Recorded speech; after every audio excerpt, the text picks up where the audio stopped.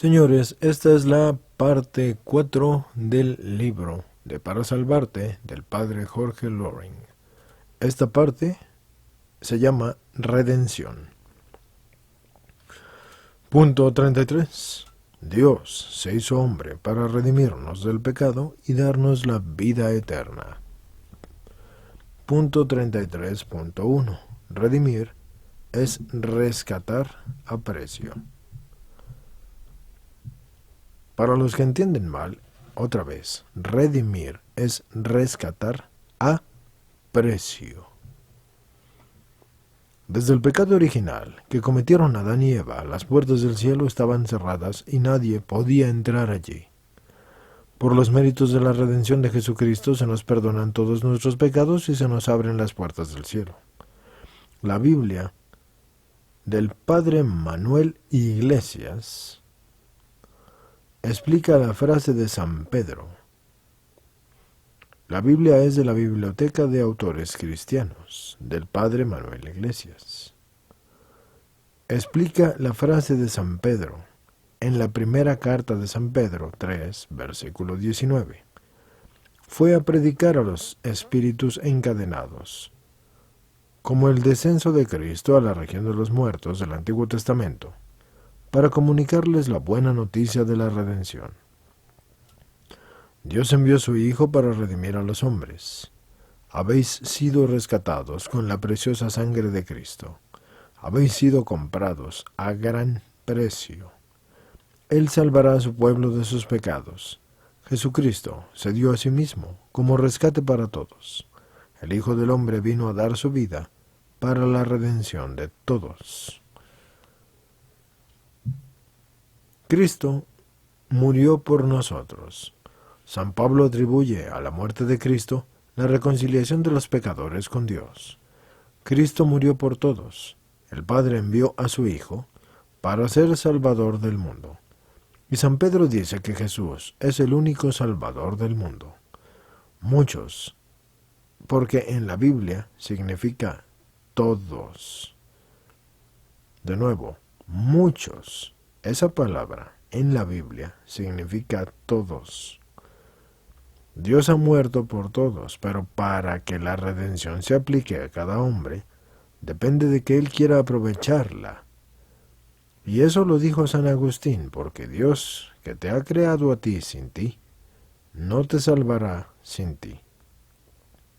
Cristo ha muerto para que yo me salve. Pero si yo no colaboro con mis buenas obras, la redención para mí es ineficaz.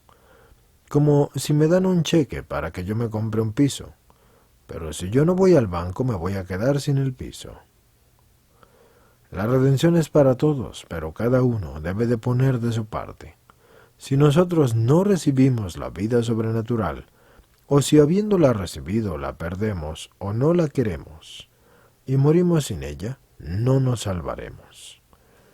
Pero para salvarnos hace falta creer en las verdades reveladas por Dios y hacer buenas obras, porque el que va a creer sí se salvará, y el que no crea va a ser condenado.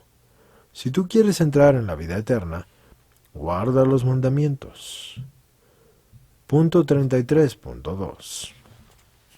Iba el filósofo franciscano irlandés, Duns Scoto, paseando por un camino y se encontró con un labrador que, sudoroso, hundía la reja del arado en la tierra que estaba dura. Así que empiezan a hablar de Dios. Y a las pocas palabras, el labriego lo interrumpe y le dice: ¿me permite hacerle una pregunta? Vamos a ver. Dios lo sabe todo. Dios es infalible. No se puede equivocar.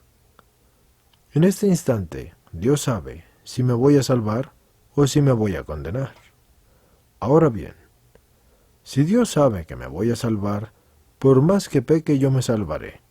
En cambio, si Dios sabe que me voy a condenar, por más que me esfuerce yo me condenaré.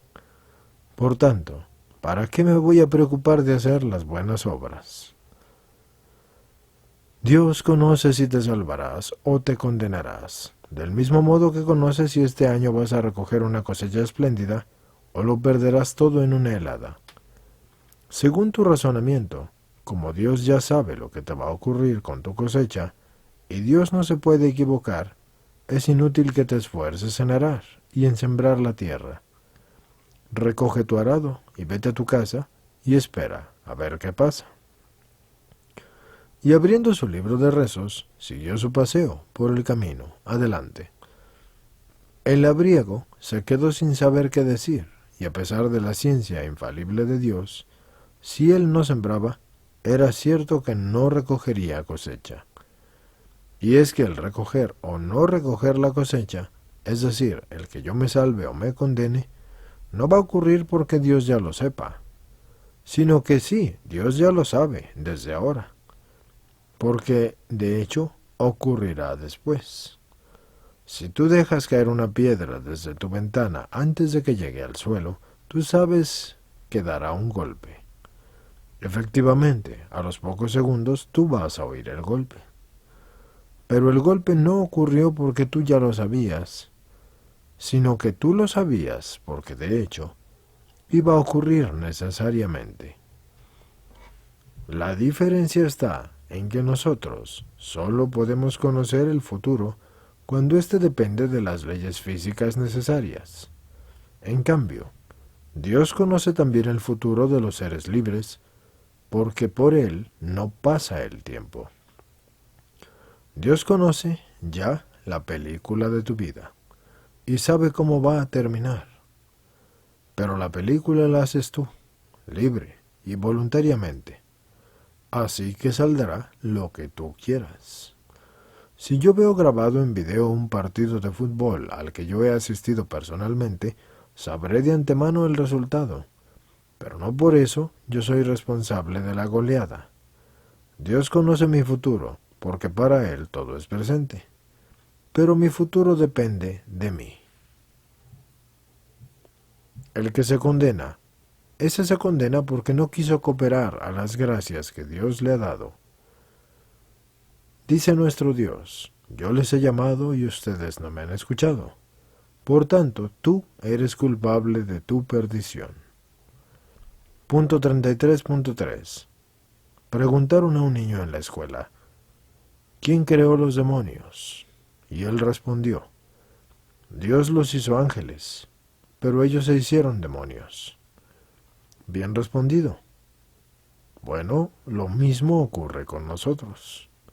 Dios nos crea para el cielo, pero nosotros nos hacemos merecedores del infierno si morimos en pecado. Dios no te condena, eres tú quien te condenas por no cumplir. Lo mismo que no es correcto decir que el profesor suspende, porque es el alumno el que se suspende al responder mal. El profesor justo lo único que hace es declarar que el alumno está mal preparado. Lo mismo es Dios. Él te crea para que tú seas salvo, y Él desea que tú te salves.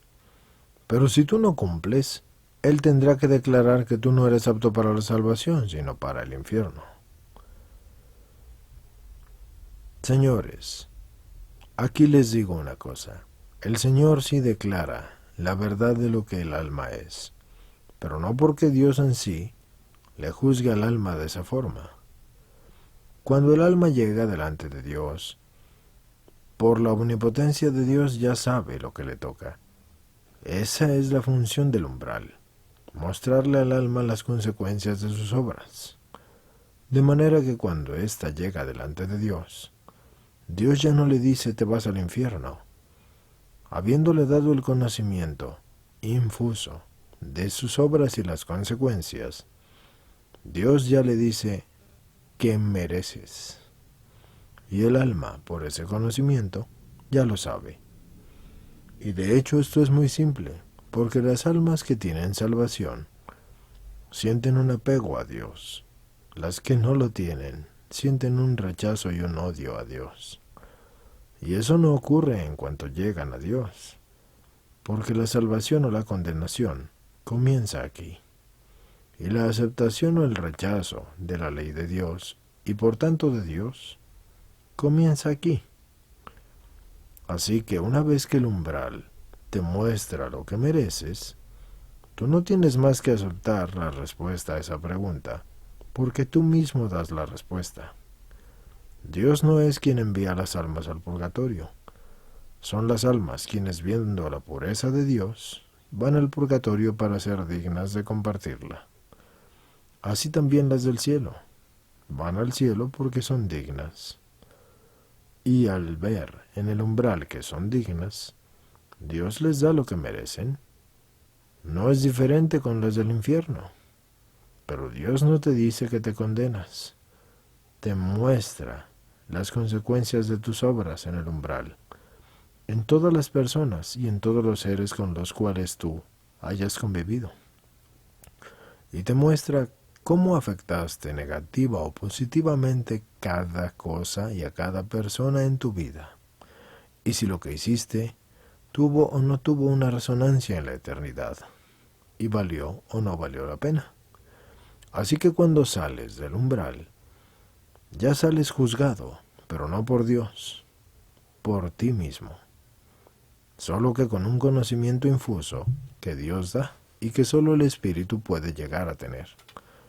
Por eso cuando llegas, con ese entendimiento infuso que te da Dios a través del Espíritu Santo, a la respuesta es, ¿qué mereces?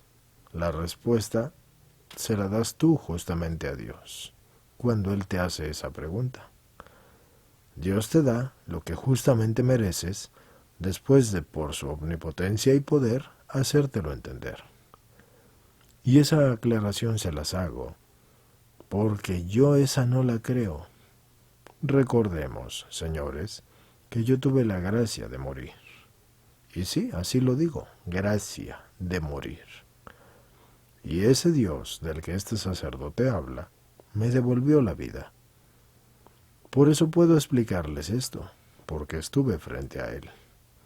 Y si ustedes que escuchan me creen o no me creen, es cosa que no me interesa. Continuando con la lectura.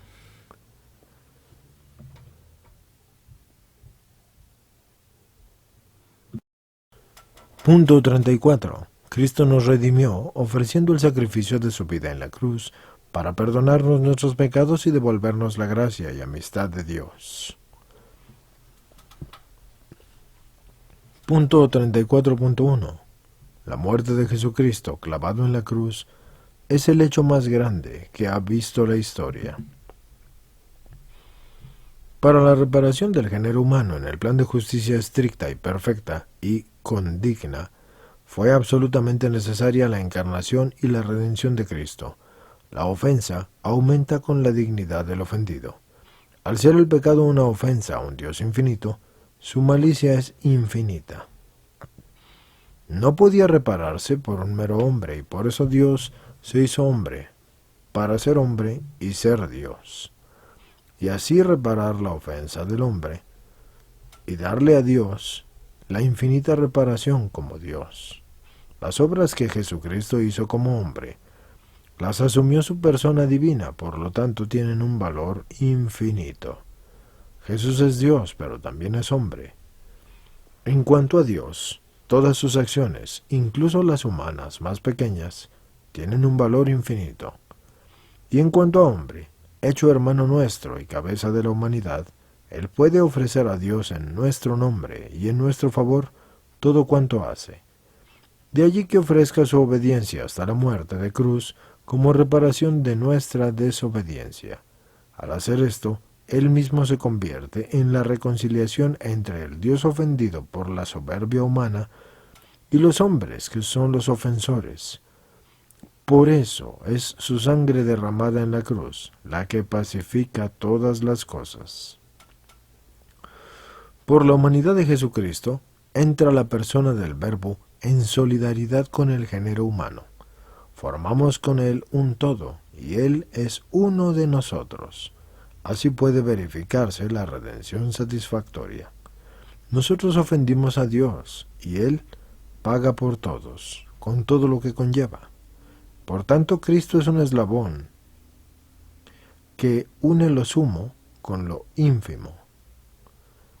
Levanta a la humanidad a las alturas de la divinidad y inclina la divinidad a nuestro barro. Así dice San Gregorio el Magno: el haberse abajado Dios hasta la humanidad sirve para elevar al hombre hasta la divinidad. La gran prueba de la divinidad de Cristo es la resurrección, y para esto primero tenía que morir. Pero la muerte en la cruz fue para demostrar su amor a nosotros. Dios pudo haber mandado al infierno a todos los hombres que hubiesen pecado mortalmente, pero por el mucho amor que nos tiene, Él no hizo eso, sino que al contrario, quiso hacerse hombre para redimirnos. Y aunque hubiera bastado para esto una sola lágrima de sus ojos o una palabra de sus labios, quiso sufrir tormentos tan espantosos y una muerte tan cruel, para que veamos el valor de nuestra alma y tengamos horror al pecado, y para darnos prueba de su amor a nosotros, y para servirnos de ejemplo en nuestros trabajos y penalidades. Al Marqués de Comillas, que va camino de los altares por las muchas buenas obras que hizo al disponer de una gran fortuna, se le atribuyen estos versos: sufre, pues por ti sufrí, y cuanto adverso te viene, sabe que así te conviene, pues todo nace de mí. Mi bondad me puso aquí, tu ingratitud me clavó, nadie como yo sufrió, y pues todo es por tu bien, bebe una gota, ¿por quién? Un cáliz por ti bebió. Punto 34.2. Jesús quiere que correspondamos al amor que nos tiene, y por eso en muchas de sus imágenes nos enseña su corazón, pidiendo que nosotros le amemos también a Él, y le consagremos y le dediquemos todos los actos de nuestra vida, principalmente los que más nos cuestan.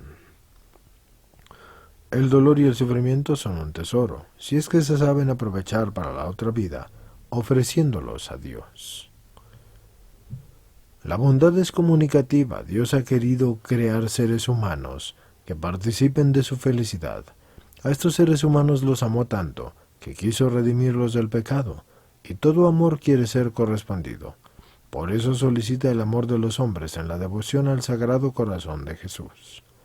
La vida cristiana, aun en sus más mínimas acciones, posee una riqueza de un valor inapreciable debido a la unión de todo bautizado con Cristo, de cuya misión y méritos redentores participa.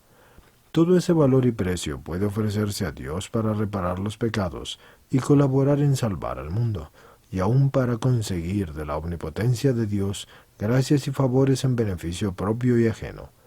El apostolado de la oración es una obra de la Iglesia que asocia a 37 millones de personas unidas en Cristo para vivir los grandes intereses de su reino, mediante el sincero ofrecimiento del valor redentor de todas sus acciones, sufrimientos, alegrías y oraciones. Hay que santificar el trabajo, hacer las cosas lo mejor que podamos por amor de Dios. El seglar no puede santificarse a base de largos rezos y de tremendas penitencias. Algo debe rezar siempre, pero no podrá rezar mucho. Algo tendrá que sacrificarse siempre, aparte de los muchos sacrificios que la vida trae consigo, pero lo constante, lo que será de todos los días y de todos los momentos de cada día, es hacer bien lo que se está haciendo, y eso para complacer a Dios, cumpliendo su santa voluntad, porque en esto se ha de buscar el seglar, y se debe buscar su auténtica santidad. Para facilitarte el ofrecimiento de tus obras, te pongo en los apéndices el ofrecimiento de las obras del apostolado de la oración, que te recomiendo que reces todos los días. Señores, en el apartado de redención estamos leyendo santificar el trabajo. Este ofrecerte a ti mismo, a Jesucristo, y contigo todas tus cosas, en correspondencia a su amor infinito y en reparación de los pecados y ofensas que continuamente recibe, se llama culto al Sagrado Corazón de Jesús. Este culto, que lleva consigo la veneración de la imagen del corazón herido por la lanza del soldado, es un verdadero compendio de nuestra santa religión y el mejor modo de vivir nuestra fe, porque nos brinda la manera práctica de entregarnos a Cristo y al prójimo, amándolos de verdad y reparando los pecados. La religiosidad popular, hoy revelada y reevaluada con su sentido concreto y sensible, encuentra en el corazón de Cristo el camino más fácil para llegar al amor de Dios. La devoción al Sagrado Corazón de Jesús no es una devoción más, es la respuesta a Cristo porque me ama, es toda una espiritualidad. Tenemos que caer en la cuenta del amor enorme que Dios nos tiene, y por eso se hizo hombre y murió para salvarnos. Por eso, después de esta vida, nos prepara otra maravillosa. Y ese amor lo simboliza en su corazón. Dios nos quiere como el mejor Padre, y solo el cristiano llama Padre a Dios.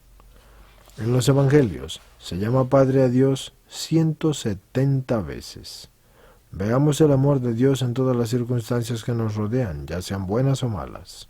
Confiemos plenamente en ese inmenso amor de nuestro Padre y en el corazón de Jesús, diciendo: Corazón de Jesús, en ti confío, porque yo creo que me amas. Es muy consolador saber que Dios no me ama por mis méritos, aunque es cierto que obras son amores y no buenas razones, porque Dios lo que más desea es un corazón humilde, contrito y amante.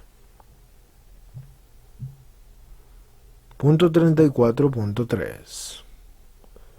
La devoción al Sagrado Corazón de Jesús nos consigue grandes beneficios por él prometidos, sobre todo nuestra salvación eterna, si comulgamos 9 primeros viernes de mes seguidos, como él mismo le prometió a Santa Margarita María de Alacoque. El Papa Juan Pablo II, el 5 de octubre de 1986, dijo en Paraillemonial que se siga difundiendo la práctica de los 9 primeros viernes de mes y que se ayude a los fieles a la participación en los sacramentos. La razón de la devoción de los 9 primeros viernes de mes podría ser porque Cristo murió un primer viernes de abril y estuvo 9 meses en el seno de María. Así que se conmemoran así los grandes hechos de la redención, la encarnación y la muerte.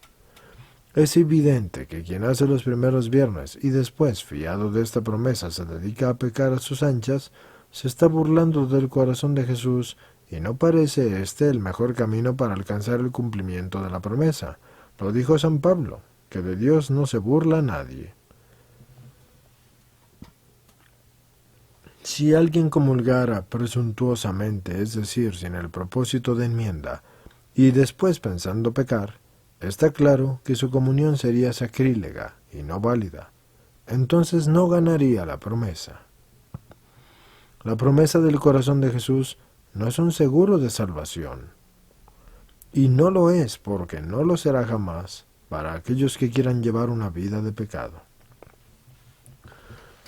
El Concilio de Trento condena, y esto es de fe, a los que presuman de tener la seguridad absoluta de salvarse, a no ser que hayan tenido una revelación especial de esto. No podemos tener una certeza infalible y de fe, pero sí podemos tener una certeza moral, porque nadie pierde la gracia si no peca mortalmente, y nadie peca mortalmente si no es responsable de lo que hace.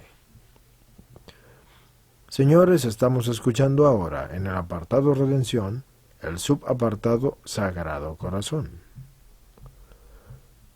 Lo que ocurre es que hay hechos de los que no somos responsables, pero si somos responsables de las causas remotas, entonces hoy no vemos porque la vista perdimos poco a poco voluntariamente y por lo tanto responsablemente. También puede ocurrir que el acto se cometió libre y voluntariamente. Después yo me olvido del grado de voluntariedad que tuve. Es por eso que es conveniente terminar las confesiones diciendo: me arrepiento además de todos los pecados de mi vida pasada y de aquellos de los que me haya olvidado. Hay que tener en cuenta que la promesa del corazón de Jesús solo sirve para los que quieran salvarse, porque esta promesa no aniquila nuestra libertad. El que se empeñe en ir por el camino del infierno y no quiera rectificar, se condenará, aunque haya hecho los primeros viernes. Pero a quien sí los ha hecho bien y tiene la voluntad de ir por el camino de la salvación, aunque tenga caídas por fragilidad, hay muy sólidos fundamentos para creer que Dios se encargará de protegerlo con una providencia especial para que muera en el estado de la gracia. Deberías tener en tu casa una imagen, cuadro o placa del Sagrado Corazón de Jesús, porque Él también ha prometido que bendecirá las casas y a las familias en las cuales su imagen esté expuesta y sea honrada. Harías bien en consagrar tu casa al Sagrado Corazón de Jesús, y en los apéndices yo te pongo una fórmula para que puedas hacerlo, estando tu familia reunida.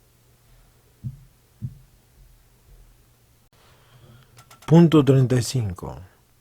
Jesucristo, después de su muerte, resucitó y ascendió al cielo. Punto 35.1.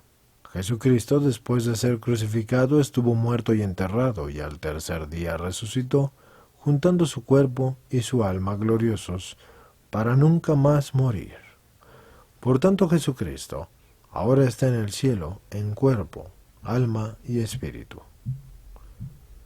La resurrección de Cristo es un dogma de fe, y está definido en el Cuarto Concilio de Letrán, en el año de 1215. Creemos y confesamos que Jesucristo resucitó de entre los muertos y subió al cielo en cuerpo, espíritu y alma por su propia omnipotencia. La resurrección de Cristo es el dogma fundamental del cristianismo. La expresión del credo cuando dice subió al cielo y está sentado a la derecha de Dios Padre significa que Él tiene el mismo poder que Dios Padre. La expresión de San Mateo atribuye a Jesús sepultado en una duración de 3 días y 3 noches, pero no necesariamente 72 horas. Pero tal expresión venía a ser idéntica a la duración de hasta el tercer día, al juzgarse el día como una unidad de día y noche. Por tanto, el decir 3 días y 3 noches es un modismo que es equivalente a al tercer día. Aquí les conviene, señores, los que quieran entender más, leer el poema del hombre Dios, o en su caso escucharlo, está en el canal, porque se complementa bien con esto, y también el libro de Orantia, y también los escritos de Santa Brígida, y por último, para los que creen que puedan, la Suma Teológica. Pero lo que les mencioné antes les ayudará mucho a entender lo que este sacerdote escribe. Además, mucho le falta, aunque está muy bien hecho. Pero esos libros les complementarán no solo este, sino también la Biblia. Continuando con la lectura. Jesucristo murió un viernes por la tarde y resucitó un domingo por la mañana, es decir, que estuvo en el sepulcro un día entero y 2 medios días. Pero para el modo de hablar de los hebreos, eso equivale a 3 días. O lo que es lo mismo, al tercer día. Así que dijo San Pedro que resucitó al tercer día. Y también se dice que resucitará al tercer día en los evangelios de San Mateo y San Lucas.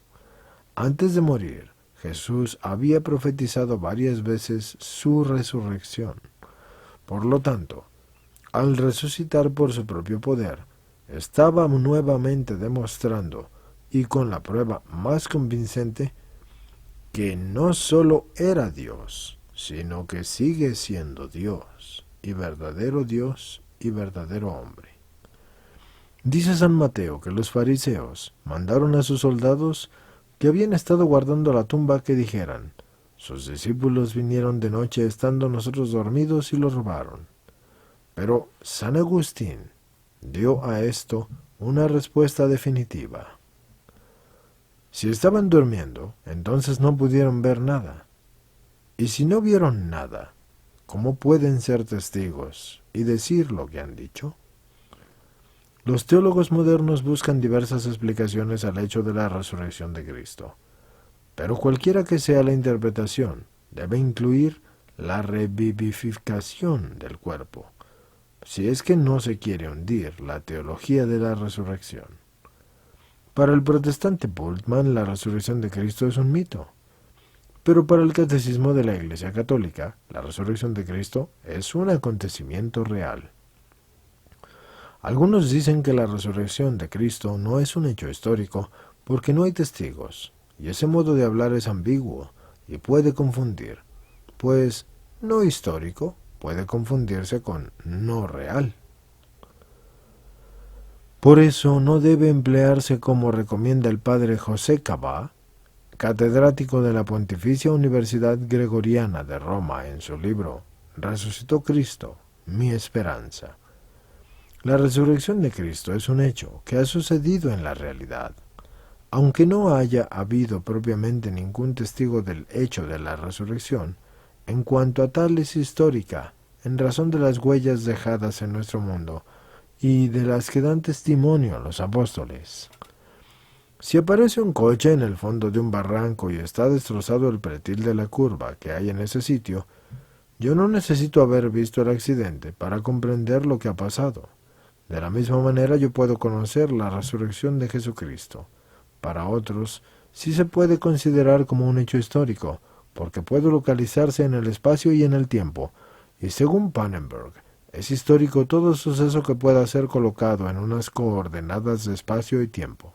Con otras palabras, es histórico todo lo que ha sucedido en un determinado momento y en un determinado sitio.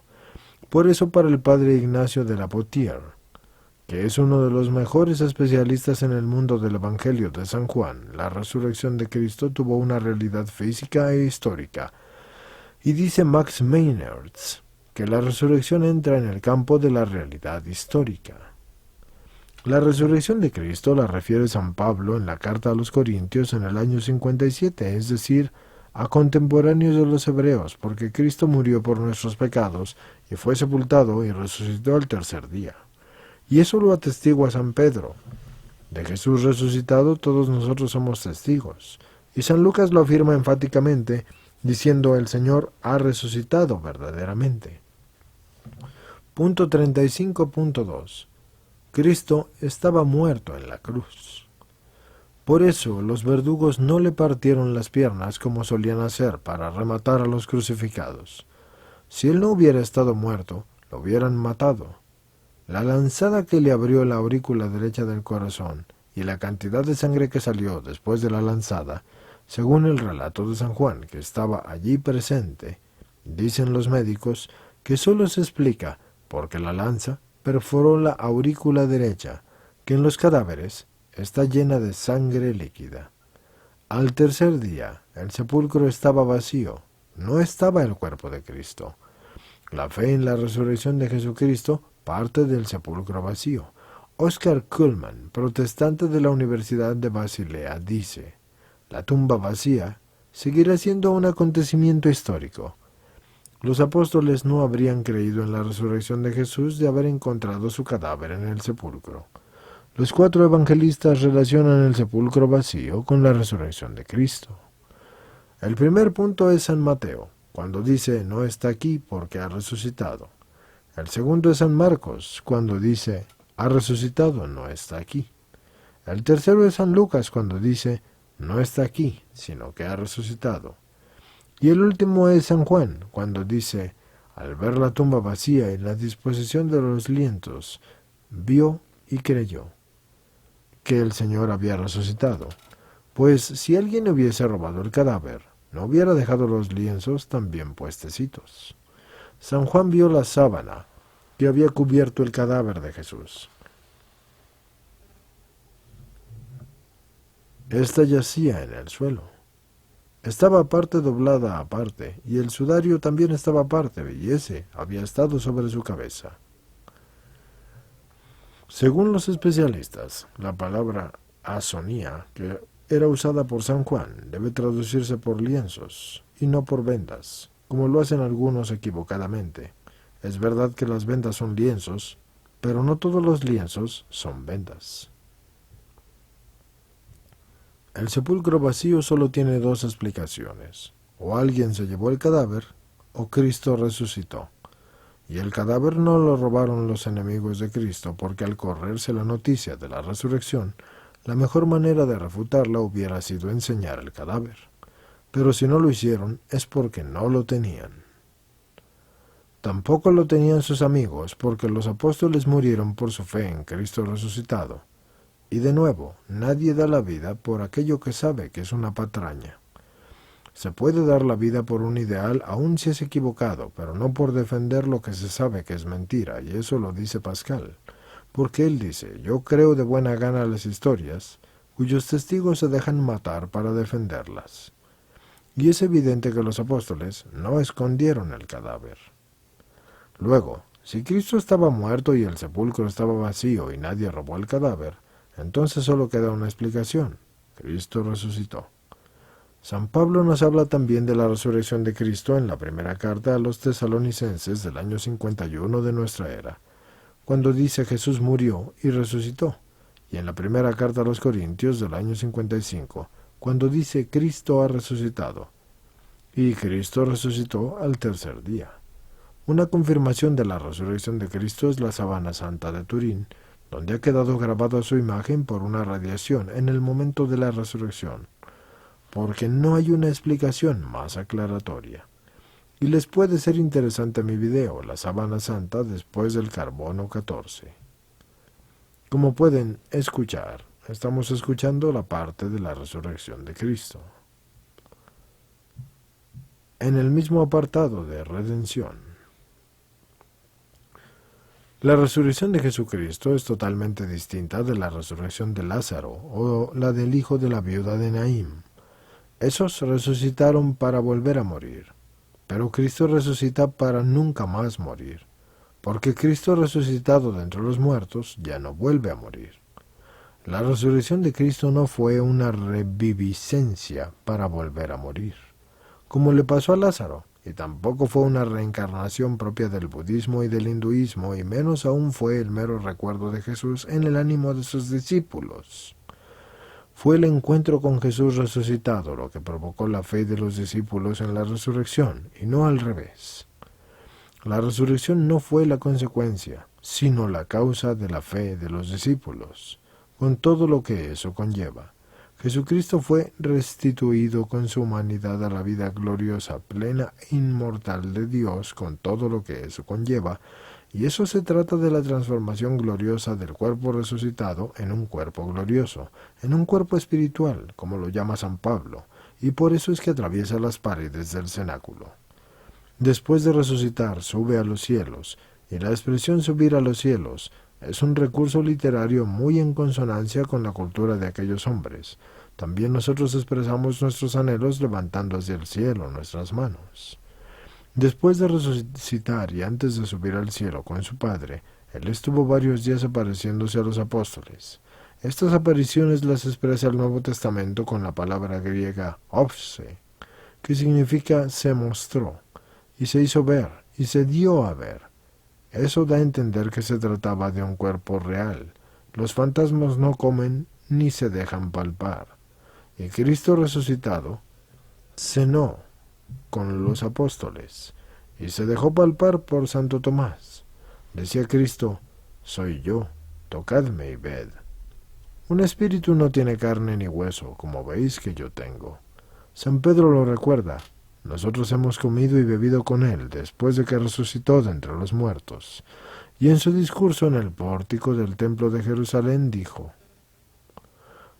al que disteis muerte, Dios lo ha resucitado, y nosotros somos testigos de ello.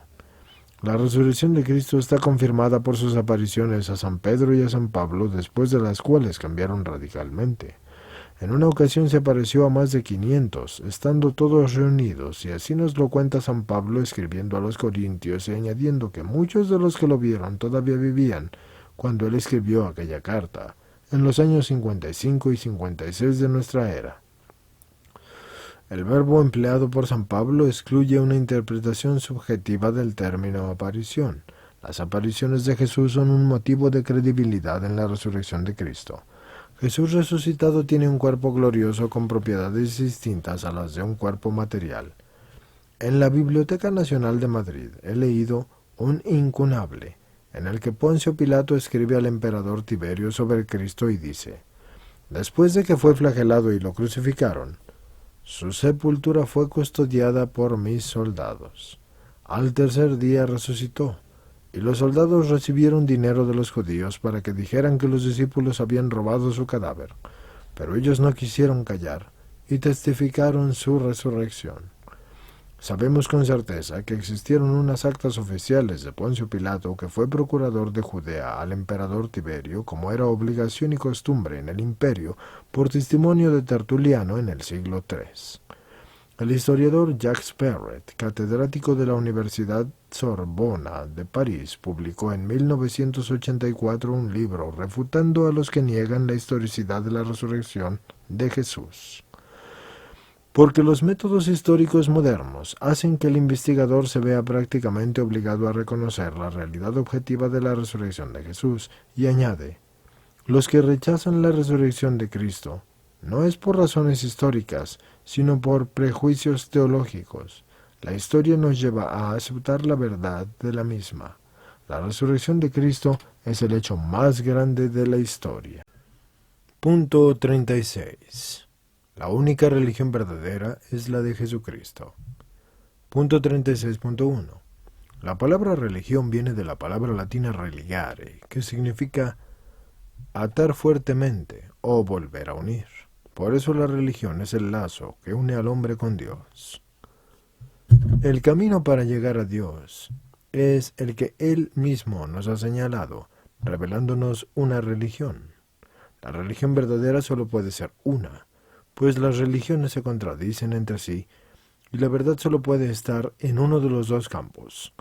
Si sobre un punto concreto y desde un mismo punto de vista unos dicen que sí y otros dicen que no, entonces los dos no pueden tener la razón al mismo tiempo.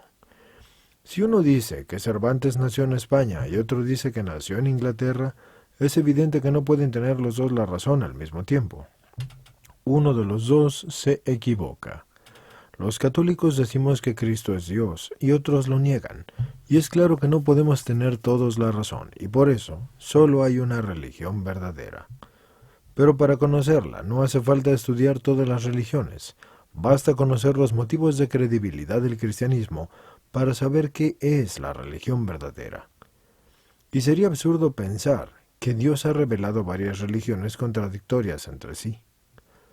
La única religión verdadera es la que Dios ha revelado, y la podemos conocer por las señales ciertas, como lo son los milagros de Jesucristo. La religión católica ha sido fundada por Cristo, Dios. Todas las demás religiones fueron fundadas y han sido fundadas por hombres. Ni Buda, ni Confucio, ni Mahoma, ni Lutero, ni todos los que fundaron religiones y etcétera, pretendieron ser Dios. Jesucristo repetidas veces afirmó en su vida que Él era Dios. Pueden ver el punto 32. Y en su caso, escucharlo, escuchantes. La ocasión más solemne fue ante el Sanedrín, cuando la interpelación de Caifás, porque Caifás, ante esta afirmación de Cristo, le llamó blasfemo y lo condenó a muerte. La blasfemia se castigaba con la pena de la muerte entre los hebreos. Para confirmar que era verdad lo que Jesucristo decía, hizo varios milagros, sobre todo su propia resurrección. Vean el punto 35. En su caso ya saben, escuchen el punto 35. Punto 36.2. Antes de resucitar a Lázaro, dirigió a su Padre Celestial esta breve oración. Gracias te doy, Padre mío, porque me has oído.